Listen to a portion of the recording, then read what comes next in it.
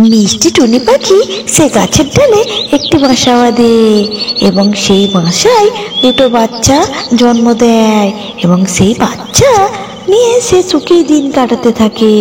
হঠাৎ একদিন তাদের বাসার উপর নজর পড়ে একটি দুষ্টু শিয়ালের। সেই শিয়াল যায় ওই পাখির বাসা। কিরে টুনি, তুই নাকি শুনলাম দুটো ফুটফুটে বাচ্চা পেয়েছিস, দে দে আমি খেয়ে নি, আমার খুব ক্ষুধা লেগেছে। এই বলে টুনিকে নানাভাবে নানা কথা বলতে থাকে এবং টুনি ভয় পেয়ে তার বাচ্চাগুলোকে উপর থেকে দিয়ে দেয়। শিয়াল তার বাচ্চাগুলোকে খেয়ে চলে যায়। বেশ কয়েকদিন কেটে যায়, আবার টুনি পাখি নতুন করে আবার বাচ্চা তোলে ওই বাসায়। এই খবর শিয়ালের কানে পৌঁছায় এবং শিয়াল তাড়াতাড়ি ছুটে আসে টুনি পাখির বাচ্চা খাবে বলে। কি রে টুনি, তুই নাকি তোর বাচ্চা পেয়েছিস, আবার শুনলাম।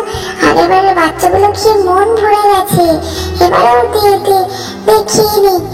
এই বাজে শিয়াল, তুই প্রত্যেকবার কেন আমার ছানাগুলোকে খেয়ে নিবি?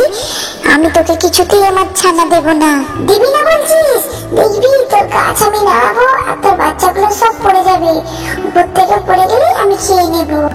এই বলে টুনি পাখি ভয়ে ভয়ে তার বাচ্চাগুলোকে উপর থেকে দিয়ে দেয় এবং শিয়াল মনের সুখে খেয়ে সেখান থেকে চলে যায়।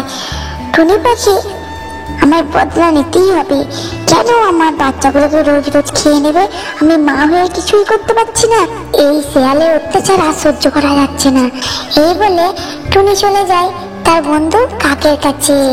কাককে সব ঘটনাটা বলে এবং কাক একটি বুদ্ধি দেয়। হ্যাঁ হ্যাঁ কাক ভাই, দারুণ আইডিয়া, দারুণ আইডিয়া, এবং একটি ধারালো ছুরি দেয় এবং টুনি পাখি ওই ধারালো ছুরি নিয়ে শিয়ালের বাসায় যায়।